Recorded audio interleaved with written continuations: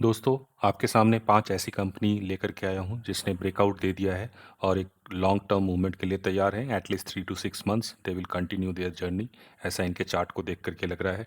मेरा फोकस तो फंडामेंटल पे रहता ही है, लेकिन आज फंडामेंटल से आगे बढ़ते हुए मैं इसको टेक्निकल एनालिसिस करके भी आपके सामने बताऊंगा कि कैसा चार्ट पे ये दिख रहा है। तो सबसे पहले मैं जिस कंपनी की बात कर रहा हूँ, उस कंपनी का नाम है सायंट डीएलएम लिमिटेड। ये कंपनी सायंट जो आईटी स्पेस में काम करती है, उसकी ही सब्सिडियरी है और इस कंपनी की लिस्टिंग अभी 2 महीने पहले ही हुई है। जैसा कि आप देख सकते हैं, these are the industries that company works in. First one is aerospace and defence, और एरोस्पेस एंड डिफेंस के केस में ये कॉकपिट डिस्प्ले यूनिट्स बनाती है जो कि एवियोनिक्स भी कहलाता है। फ्लाइट मैनेजमेंट सिस्टम बनाती है, सर्विलांस रडार सिस्टम उसके लिए कंपोनेंट्स बनाती है, कम्युनिकेशन सिस्टम के लिए कंपोनेंट बनाती है एंड रडार के सेंसर्स भी बनाती है। इसके बाद अगर हम health care and life sciences को देखें तो इसमें भी ये काफ़ी मेडिकल डिवाइस एंड इक्विपमेंट्स बनाती है, एडवांस सर्जिकल सिस्टम्स बनाती है एंड रोबोटिक्स का भी वहाँ पे यूज़ करती है। So no manual intervention, robots can take care of doing operations in surgery etcetera. And life sciences and diagnostic के लिए भी प्रोडक्ट बनाती है। एंड ये ऑटोमोटिव सेक्टर में भी एक्टिव है, जहाँ पे कि ये इलेक्ट्रिफिकेशन के लिए कंपोनेंट बनाती है। सो अभी जो न्यू ई व्हीकल्स आ रहे हैं वहाँ भी ये एक्टिव है। सेफ्टी के लिए जो भी इक्विपमेंट की जरूरत होती है वो बनाती है। एडवांस ड्राइवर असिस्टेंट सिस्टम इस पे भी काम करती है एंड व्हीकल कनेक्टिविटी के लिए भी ये काम करती है। तो ये तो सारे डिफरेंट बिजनेस एरियाज हैं जिसमें ये एक्टिव हैं। और अभी मैं इनका इन्वेस्टर कॉल सुन रहा था जिसमें ये बता रहे थे कि इनके पास स्ट्रॉन्ग ऑर्डर बुक है। 800 मिलियन का ऑर्डर बुक इनके पास सिर्फ डिफेंस एंड एरोस्पेस सेक्टर में है, और बाकी ज़्यादा मैं सुन नहीं पाया, लेकिन जितना सुना उससे लग रहा था कि मैनेजमेंट कॉन्फिडेंट है एक अच्छा ग्रोथ दिखाने के लिए फॉर अपकमिंग ईयर। सो इसके बाद हम इसके प्राइस चार्ट को देखते हैं और समझने की कोशिश करते हैं कि क्या ब्रेकआउट हो चुका है। सो जैसा कि आप देख सकते हैं, ये रिसेंटली लिस्टेड कंपनी है, 2 महीने पहले लिस्ट हुई है। तो ये एक लिस्ट होने के बाद ही इसने 500 तक का जंप दे दिया था और उसके बाद ये कंटिन्यूअस एक रेंज में बना हुआ था। अपसाइड देखे तो ये 533 का अपसाइड दिया था इसने, और लो साइड पे इसने 472 का लो दिखाया था। और अभी इसने थोड़े दिन पहले 21 अगस्त को इसने एक बड़ा कैंडल दिखाया है ऊपर की ओर, ग्रीन कैंडल, जैसा कि आप देख सकते हैं। यहाँ से इसने ब्रेकआउट दे दिया है और जो 532 जो पहले रेजिस्टेंस था वो अब सपोर्ट बन गया है, और इसके बाद ये कंटिन्यू कर रहा है अपवर्ड जर्नी को। तो आज इसकी प्राइस 562 है, लेकिन आने वाले टाइम में हो सकता है कि ये फर्दर यहाँ से 32-35% तक का रिटर्न दे दे in next 6 months. So if you want to invest in it, you can invest so based on technical analysis. इसमें मैंने फंडामेंटल एनालिसिस को अभी बहुत ज़्यादा जोड़ा नहीं है, क्योंकि हमारे पास इतना डेटा नहीं है अभी पास्ट का। Let the company stabilise, let the company work on its order book, and then in future when the data comes out after 1 और 2 ईयर्स, अगर आप लंबे टाइम के लिए इसको रखना चाहते हैं तो फंडामेंटल्स डेटा को इवॉल्व होने दीजिए और फिर उसके बाद इन्वेस्ट करें। लेकिन अगर आप शॉर्ट टर्म के लिए हैं 3 to 6 मंथ्स, तो फिर आप इसमें अभी इन्वेस्ट कर सकते हैं, क्योंकि ब्रेकआउट एक अच्छा दिखा रहा है। जैसा कि आप देख सकते हैं, जो इसका रेवेन्यू ग्राफ है ये कंटिन्यूअस ऊपर की ओर ही जा रहा है, और जो प्रॉफिटेबिलिटी है 2020 तक ये नेगेटिव प्रॉफिटेबिलिटी दिखा रही थी, लेकिन उसके बाद ये पॉजिटिव हो गई है।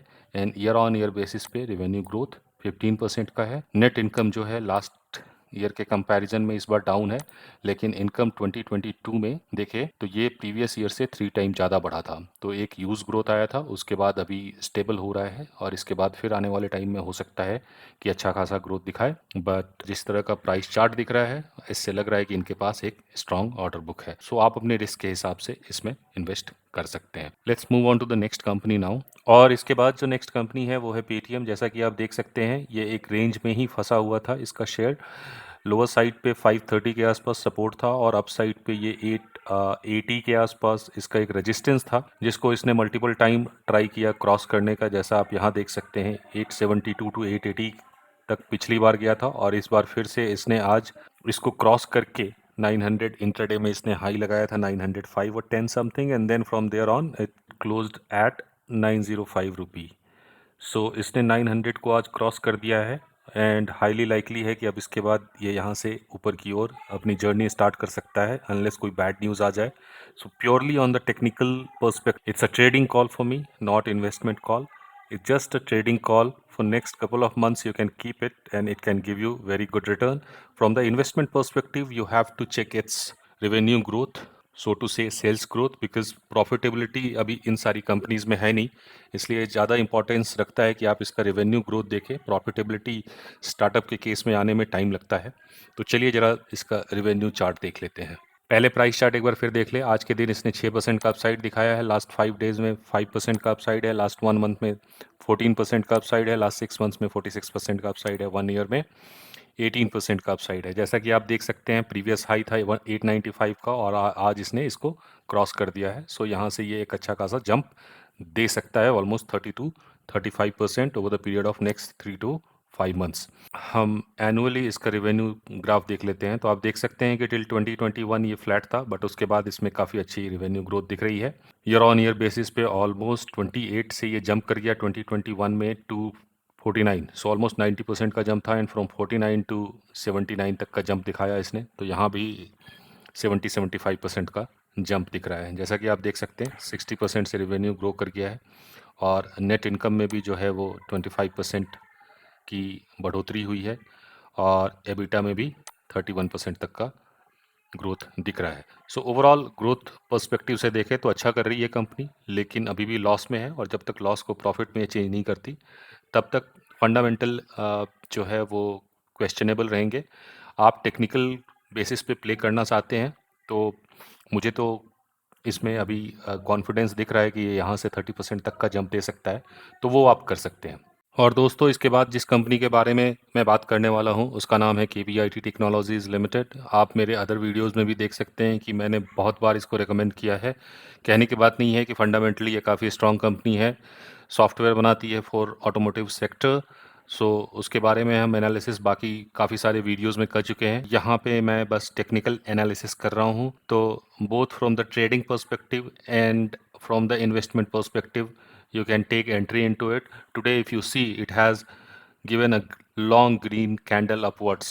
So इसका पहले का रेजिस्टेंस जो था वो 1155 के आसपास बना हुआ था, आज इसने उसको ब्रेक कर दिया है, और ब्रेक करके आज इसने 1200 के आसपास हाई दिखाया था, लेकिन क्लोज हुआ 1177 पे। सो इसने अपने प्रीवियस रेजिस्टेंस को ब्रेक करके अपसाइड की ओर क्लोजिंग दी है। तो हाईली लाइकली है कि यहाँ से ये फर्दर ये जर्नी कंटिन्यू रहेगी। ऑफ कोर्स आपका जो सपोर्ट बनता है 1150 या 55 के आसपास, जहाँ पे कि आप पहला सपोर्ट ले सकते हैं, एंड अपसाइड में यहाँ से आपको 10% तक का ग्रोथ मिल सकता है in next 1 to 2 months. So you can stay invested, and if you want to trade for a short period of time, let's say just about 1 month or 1.5 months, you can also make entry into it. तो इसके बाद मैं Hindustan aeronautics limited के बारे में चर्चा करने वाला हूँ। इसने भी आज एक बड़ा ब्रेकआउट दिया है। जैसा कि आप देख सकते हैं, इसका प्रीवियस रेजिस्टेंस था 3600, and it was trading between 3600 to 3900 most of the time for the past 1.5 months, and today it has given an upside of 4% today, and इसने क्रॉस कर दिया है 4000 को।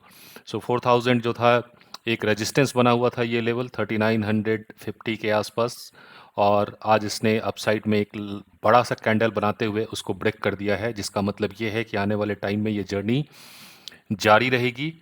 ऑफ कोर्स इसके फंडामेंटल एनालिसिस मैंने एक दूसरी वीडियो में किया हुआ है, सो मैं आज उस पर नहीं जाऊंगा। सिर्फ टेक्निकल को ध्यान में रखते हुए मैं आपको इतना बता सकता हूं कि ये जर्नी यहाँ से अगले 3 महीने तक फिर बरकरार रहेगी, और यहाँ से भी आपको 20% तक का अपसाइड दिख सकता है।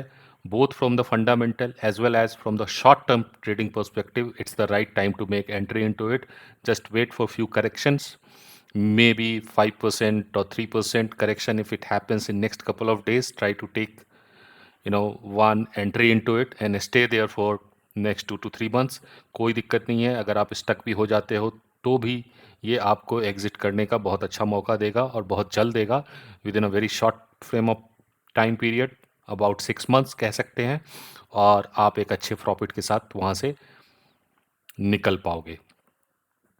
और इसके बाद जिस कंपनी ने एक बड़ा ब्रेकआउट आज दिखाया है, उस कंपनी का नाम है AMI Organics limited. Of course ये एक केमिकल कंपनी है, और chemical sector of let out of flavour रहा है, लेकिन इस कंपनी ने आज काफ़ी अच्छा जंप दिखाया है। जैसा कि आप देख सकते हैं, इसका प्रीवियस जो रेजिस्टेंस बना हुआ था वो था 1327 के आसपास, और आज इसने फिर एक बड़ा सा कैंडल दिखाया है। जैसा आप देखें यहाँ पे, ये एक बड़ा कैंडल आपको दिख रहा होगा, इसको इसने आज जो है अपने प्रीवियस रेजिस्टेंस को ब्रेक कर दिया है 1330 का, और अभी जो है ये 1370 के प्राइस पे आज क्लोज हुआ है।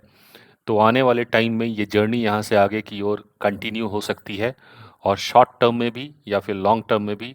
लॉन्ग टर्म के लिए भी ये कंपनी फंडामेंटली काफ़ी स्ट्रांग है, और शॉर्ट टर्म के लिए भी अगर आप ट्रेड करना चाहते हैं for an upside of 20%, you can invest or you can trade into it. So that's all about it. I wanted to share with you today.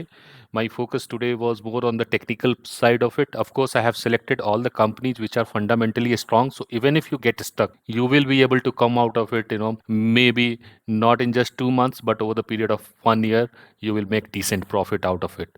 So that's my analysis today. And if you happen to like my video, kindly give it a thumbs up and also subscribe to my channel. Thank you.